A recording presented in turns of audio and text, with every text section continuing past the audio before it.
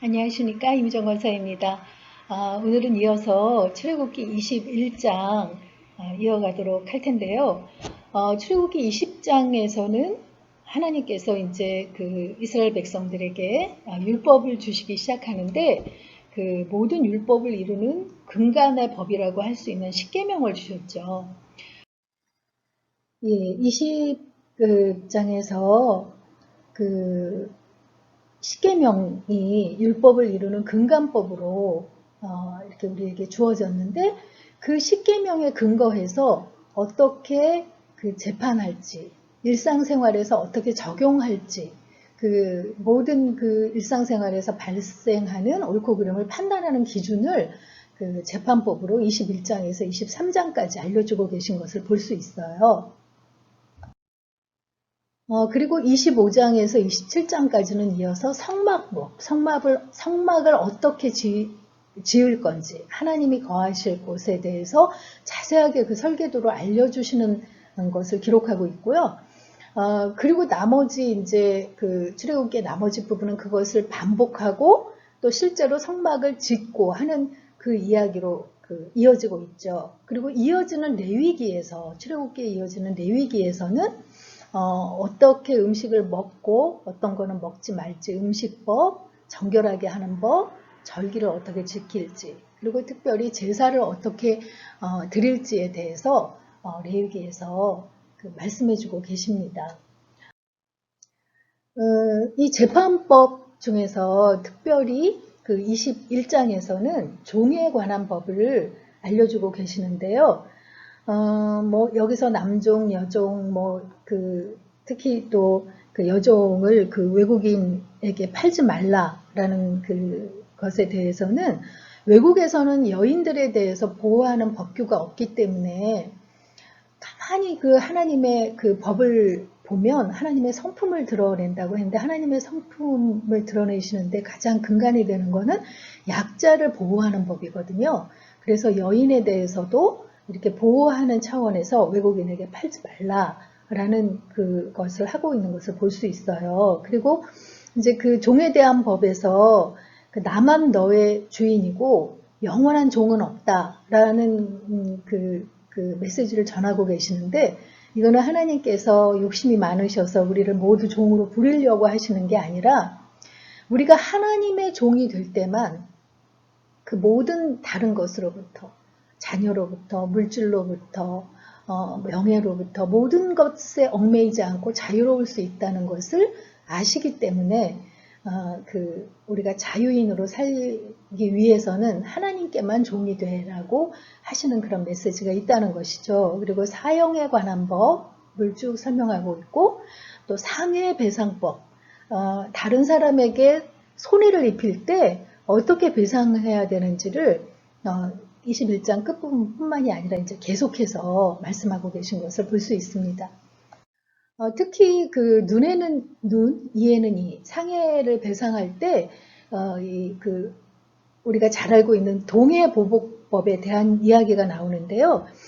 이 동해보복법은 꼭 이렇게 어떤 사람이 잘못했을 때 똑같이 보복해주라 라는 거에 목적이 있는 것이 아니라 왜 우리가 뭐 예를 들어 뭐 눈을 한 대 맞았다.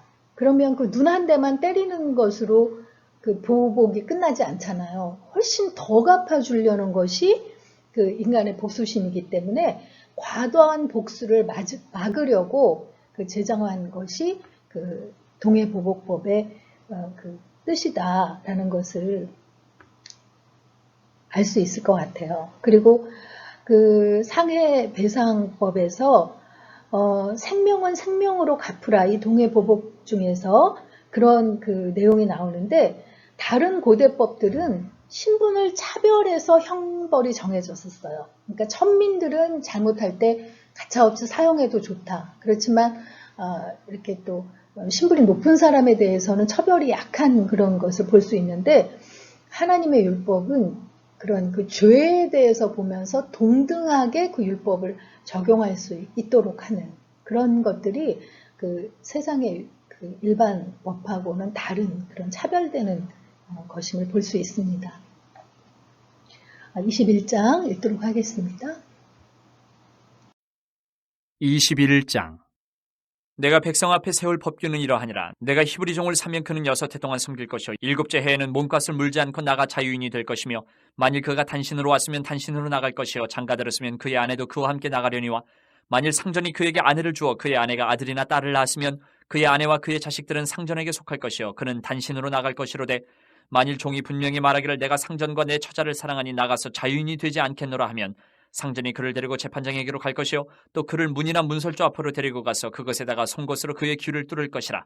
그는 종신토록 그 상전을 섬기리라. 사람이 자기의 딸을 여종으로 팔았으면 그는 남종같이 나오지 못할지며, 만일 상전이 그를 기뻐하지 아니하여 상관하지 아니하면 그를 속량하게 할 것이나, 상전이 그 여자를 속인 것이 되었으니 외국인에게는 팔지 못할 것이요 만일 그를 자기 아들에게 주기로 하였으면 그를 딸같이 대우할 것이요 만일 상전이 다른 여자에게 장가들지라도 그 여자의 음식과 의복과 동침하는 것은 끊지 말 것이요 그가 이 3가지를 시행하지 아니하면 여자는 속전을 내지 않고 거저 나가게 할 것이니라.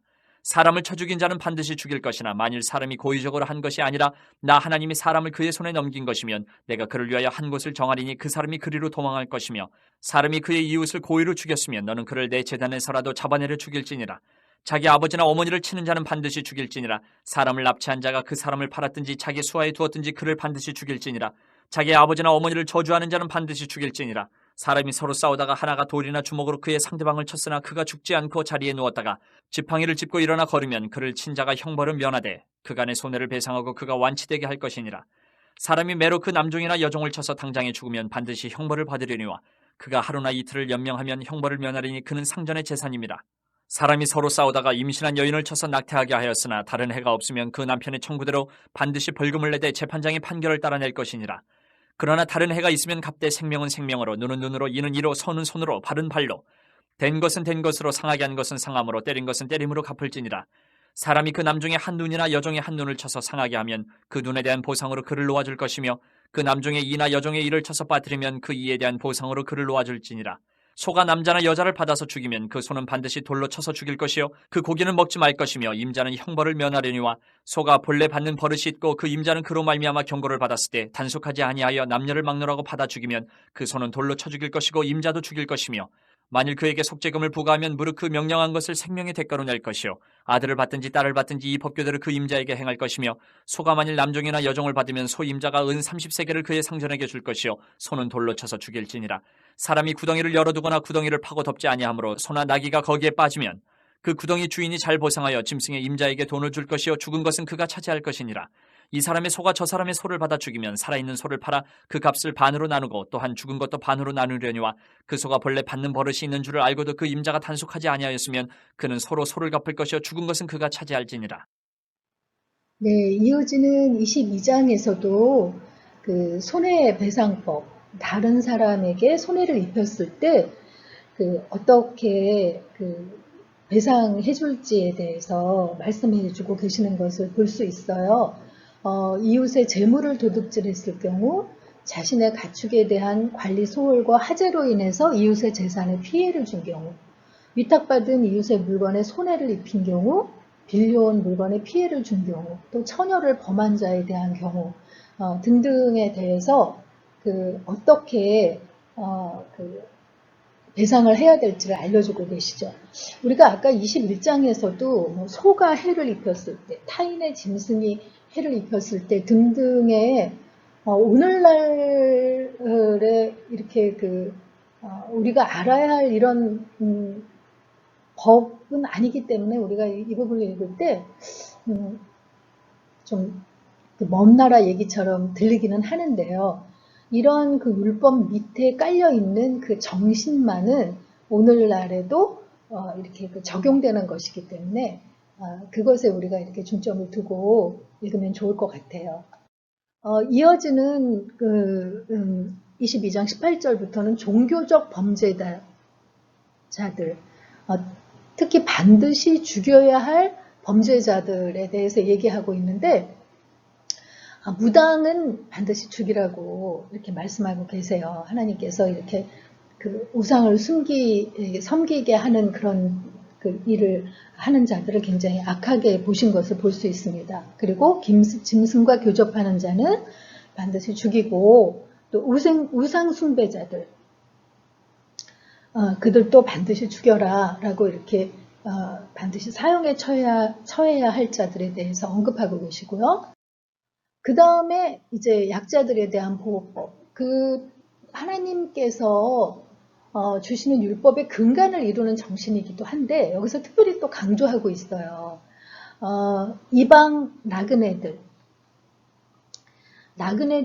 그 객이나 또 그 과부와 고아들을 절대 압제하거나 학대하지 말라 했는데 특히 그 나그네를 압제하지 말라는 경우의 그 율법에 대해서는 이스라엘 백성들도 애굽에서 종이고 나그네였잖아요. 그래서 너희의 그 과거를 생각하고 그들을 압제하지 말고 과부와 고아 같은 약자들을 절대로 이렇게 학대하지 말라.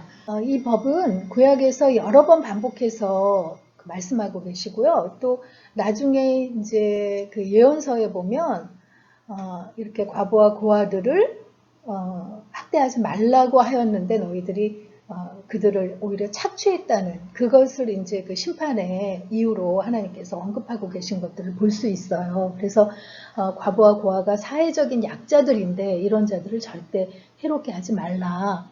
그리고 돈을 빌려간 자에게 채권자 같이 독촉하지 말라. 이자를 받지 말라고 했는데 특히 그 가난한 자들에게는 이 옷이 저녁에는 덮보잘 이불도 되기 때문에 해가 지기 전에 그것을 담보물로 잡았다 할지라도 이렇게 돌려주라고 이렇게 말씀하고 계십니다. 또 종교 생활을 위해서 세운 질서를 지키고 하나님께 대해서 우선순위를 지키라. 그리고 부정한 고기는 먹지 말라라는 그런 이야기를 또 여기서 정확하게 말씀해주고 계세요. 22장. 사람이 소나 양을 도둑질하여 잡거나 팔면 그는 소 한 마리에 소 5마리로 갚고 양 한 마리에 양 4마리로 갚을지니라. 도둑이 뚫고 들어오는 것을 보고 그를 쳐 죽이면 피 흘린 죄가 없으나 해돋은 후에는 피 흘린 죄가 있으리라. 도둑은 반드시 배상할 것이나 배상할 것이 없으면 그 몸을 팔아 그 도둑질한 것을 배상할 것이요 도둑질한 것이 살아 그의 손에 있으면 소나 낙이나 양을 막론하고 갑절을 배상할지니라. 사람이 밭에서나 포도원에서 짐승을 먹이다가 자기의 짐승을 놓아 남의 밭에서 먹게 하면 자기 밭에 가장 좋은 것과 자기 포도원에 가장 좋은 것으로 배상할지니라.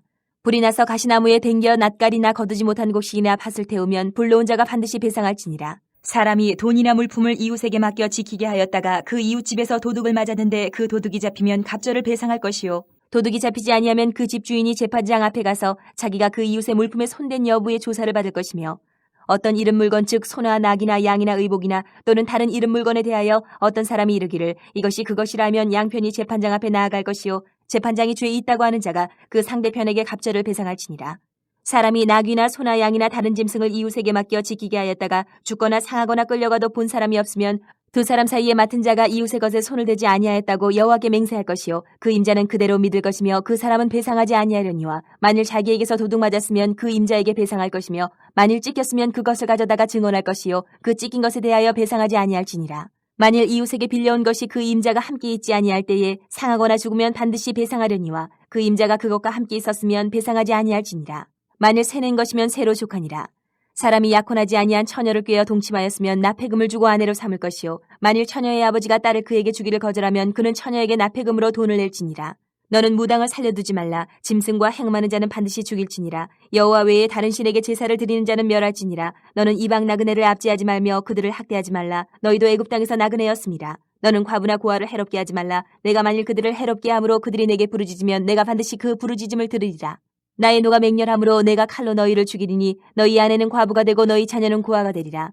내가 만일 너와 함께한 내 백성 중에서 가난한 자에게 돈을 구워주면 너는 그에게 채권자같이 하지 말며 이자를 받지 말 것이며 내가 만일 이웃의 옷을 전당 잡거든 해가 지기 전에 그에게 돌려보내라. 그것이 유일한 옷이라. 그것이 그의 알몸을 가릴 옷인즉 그가 무엇을 입고 자겠느냐. 그가 내게 부르짖으면 내가 들으리니 나는 자비로운 자임이니라. 너는 재판장을 모독하지 말며 백성의 지도자를 저주하지 말지니라.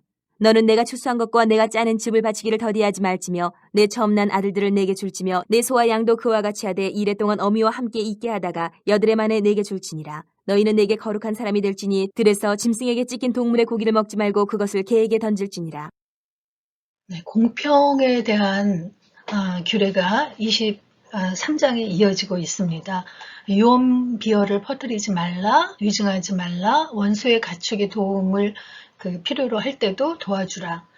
또 뇌물을 받지 말라, 나그네를 압제하지 말라. 이런 공평에 대한 규례들을 얘기하고 계시는데 여기도 역시 그 약자에 대한 배려의 정신이 들어있죠. 그 당시의 고대법은 약자는 신의 저주를 받은 자로 취급해서 약자를 고려하는 그런 그 법규는 없었다고 해요. 오히려 차별을 받았죠. 그렇기 때문에 법의학자들은 이 하나님의 율법이 인간의 차원에서는 만들 수 없는 법이라고 고백하고 있다고 합니다. 이렇게 공평에 대한 규례들에 대해서 얘기한 후에 절기에 대해서 말씀해주고 계세요.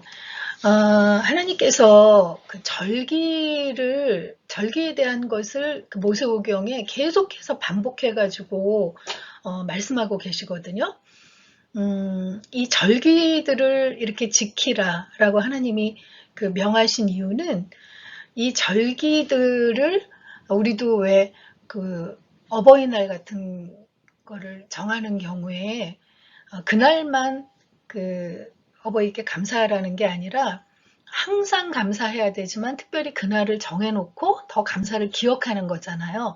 그것처럼 하나님께서 이 절기를 정해놓고 그 감사하는 마음으로 하나님께 감사하는 마음을 이렇게 다시 한번 다잡기를 원하시는 그런 마음에서 이 절기에 대해서 많이 말씀하고 계시는데 이 출애굽기 23장에서는 아주 간단하게 절기에 대해서 얘기하고 있어요. 그래서 제가 도표를 이렇게 쓰긴 했지만 간단하게 설명하고 넘어가겠습니다. 맨 처음에 안식년에 대해서 말씀하셨는데 매 7년을 주기로 해서 마지막 7년째가 되는 그 해에는 밭을 갈지 말고 토지에 휴식을 주고 그리고 가난한 백성에게 먹게 하고 들짐승이 먹게 하라. 그렇게 이제 여기서는 설명하고 있어요. 그 다음에 안식일에 대해서 말씀하면서 엿새 동안 일을 하고 일곱째 날은 쉬라. 그런 것이 이제 안식일이 원래 금요일 해질 때부터 토요일 해 지기 전까지를 말하는데 이때 여종의 자식하고 나그네도 숨을 돌릴 것이니까 이렇게 안식을 하면서 우상을 섬기지 말고 나를 기억하라라는 그런 의미로 안식일을 섬기라고 하는 것을 볼 수 있습니다. 무교절은 아비벌의 정한 때에 무교병을 먹을지니라 했잖아요. 아비벌이라는 게 바로 1월을 말한다고 했죠. 1월 14일 날 6월절 절기가 시작되는 건데 다음 날 15일부터 시작해서 일주일을 지키라. 이것이 애굽에서 나온 것을 기념하는 절기다라고 말씀하고 계세요. 그 다음에 맥추절을 지키라 했는데 이 맥추절은 첫 열매를 거둔 초실절부터 50일째가 되는 날이거든요. 초실절은 나중에 이제 더 자세하게 얘기할 때가 있겠지만 보리를 거두는 그런 절기예요. 그래서 그때로부터 50일째가 되는 절기인 맥추절을 지켜라. 이게 이제 신약에서는 봄에 6개월을 한 해의 전반기를 감사하면서 지키는 맥추 감사절하고 이제 좀 연결이 되는 그런 절기죠. 그 다음에 수장절을 지키라. 여기서 이렇게 얘기했는데 수장절은 초막절하고 같은 말이에요. 여기 지금 장막절, 수장절이라고도 한다라고 얘기했죠. 그래서 이거는 이제 가을의 추수감사처럼 지키는 절기인데 수고하여 거둔 것을 연말에 밭에서부터 거두어 저장함이라. 이거는 팔레스타인 지방에서는 곡식의 저장이라기보다는 열매, 포도나 올리브에 추수를 하고 저장하는 것을 기념하는 그런 절기입니다. 그래서 가을에 그 드리는 한 해를 감사하는 추수감사절하고 연결이 된다고 하겠어요. 그러면서 이런 절기를 잘 지키면 하나님께서 예비한 곳에 이르게 하리라 이렇게 말씀하고 계시지요. 이런 하나님이 정해주신 절기를 잘 지키면 그 대적을 이기고 나중에 이 가나안 땅에 들어갈 때 그 땅에서 축복을 받고 살 것이다 라는 것을 약속해 주세요.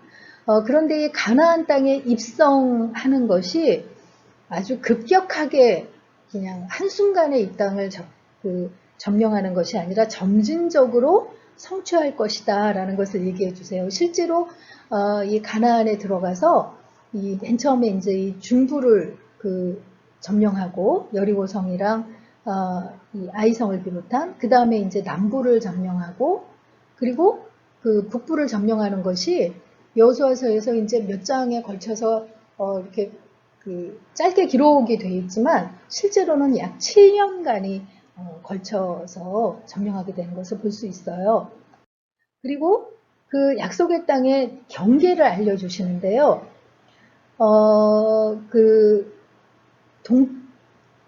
동쪽으로는 동쪽이 이쪽이죠. 동쪽으로는 이 사막, 광야가 경계고 서쪽으로는 블레셋 바다, 이 지중해가 이제 경계가 될 것이고 그리고 북쪽으로는 유브라데 강, 여기 지금 흐르는 이 강이 유브라데 강이거든요. 그래서 여기가 경계가 될 것이고 남쪽으로는 홍해 바다, 여기가 이제 홍해 바다잖아요. 그래서 여기 이렇게 이제 경계가 될 것이라는 것을 알려주시는데 실제로 가나안 정복 때 점령했던 땅은 이 지금 보라색으로 되어 있는 이 부분이 다예요. 단에서부터 브엘세바까지.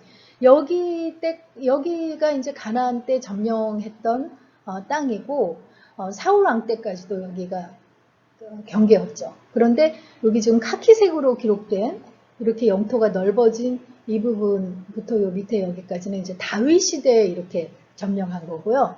여기 지금 유브라데강 여기 이 색깔까지 점령한 것은 솔로몬 시대예요. 그러니까 하나님께서 지금 약속의 땅의 경계를 알려주신 출애굽기 23장에서 알려주신 이 땅의 경계는 결국은 솔로몬 시대 때 이 언약이 이루어진 것을 볼 수 있습니다.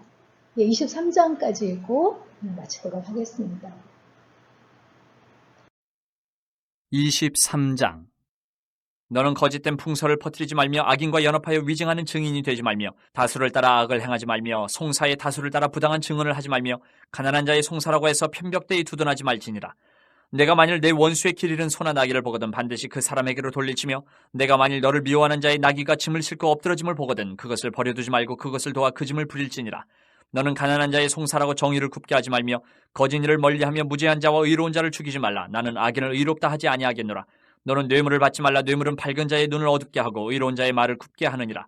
너는 이방 나그네를 압제하지 말라. 너희가 애굽 땅에서 나그네 되었었은즉 나그네의 사정을 아느니라.